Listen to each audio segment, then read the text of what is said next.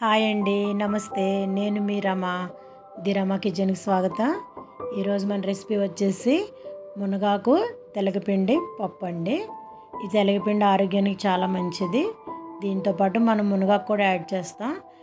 చాలా healthy food ఇది. దీనికోసం మనం తీసుకున్నటువంటి పదార్థాలు 100 గ్రామ్స్ కందిపప్పు, 1 కప్పు మునగాకు, 100 గ్రామ్స్ తెలగపిండి, 1 ఆనియన్, 2 మిర్చి, కొన్ని ఒలిచిపెట్టుకున్నటువంటి వెల్లుల్లి రేఖలు. చాలా సింపుల్గా చేసుకోవచ్చండి. ముందుగా మనం కడిగి పక్కన పెట్టుకోవాలి. ఒక 10 నిమిషాలు కందిపప్పుని దాంట్లో సరిపడా వాటర్ వేసుకోవాలి. 2 గ్లాస్ వాటర్ పడుతుందండి 1 గ్లాస్ కందిపప్పుకి.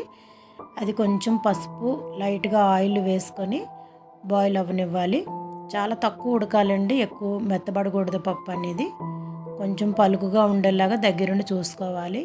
ఈ కర్రీ అనేది ప్రెషర్ కుక్కర్లో చేయకూడదండి, మామూలు ప్యాన్లోనే చేసుకోవాలి.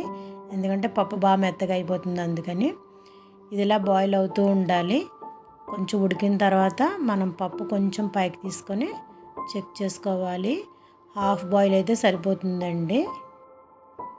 ఇలా ఉడుకుతున్నటువంటి కందిపప్పులో ముందుగా మనం ఒలిచి పక్కన పెట్టుకున్నటువంటి వెల్లుల్లి రేఖలు వేసుకోవాలి. తర్వాత ఉల్లిపాయ ముక్కలు, పచ్చిమిర్చి ముక్కలు కూడా యాడ్ చేసుకోవాలి. వేసుకొని ఒకసారి కలుపుకోవాలండి. అది కొంచెం ఉడుకుతూ మొదలుపెట్టిన తర్వాత మనం కడిగి పక్కన పెట్టుకున్నటువంటి మునగాకు తీసుకుని వేసుకోవాలి. మునగాకు మరీ కాడలు లేకుండా చూసుకోవాలండి. చిన్న చిన్న కాడలు అయితే పర్వాలేదు. మునగాకు వేసిన తర్వాత ఎక్కువ ఉడక అవసరం లేదు.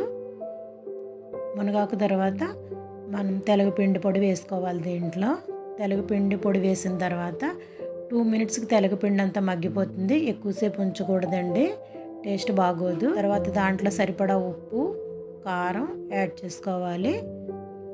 ఇప్పుడు దీన్ని దించి పక్కకు పెట్టుకొని మనం దీనికోసం పోపు పెట్టుకోవాలండి.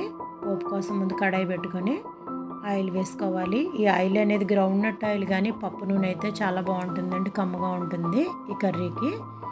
అది కొంచెం కాగిన తర్వాత ఆయిల్లో దంచి పెట్టుకున్నటువంటి వెల్లుల్లి రేఖలు, కొద్దిగా మినపప్పు, కొంచెం ఆవాలు, జీలకర్ర, ఎండుమిర్చి, కరివేపాకు వేసుకొని బాగా ఫ్రై చేసుకోవాలండి.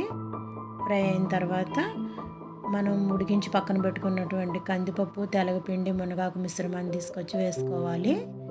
వేసిన తర్వాత ఒకసారి కలుపుకొని సాల్ట్ చెక్ చేసుకోవాలి. ఈ కర్రీకి కొంచెం నూనె ఎక్కువే అవసరం అవుతుందండి, ఎందుకంటే తెలగపిండి బాగా నూనె అబ్జర్వ్ చేసుకుంటుంది. మరి డ్రైగా ఉంటుంది ఆయిల్ లేకపోతేను. అందుకని చివరిగా దీంట్లో కొంచెం కొత్తిమీర చల్లుకొని డిష్ అవుట్ చేసుకోవడమేనండి. చాలా హెల్దీ అండ్ టేస్టీ రెసిపీ. దీన్ని నేను మా అమ్మమ్మ గారి దగ్గర నేర్చుకున్నాను. ఈరోజు మా వాళ్ళ కోసం నేను స్పెషల్ చేశానండి.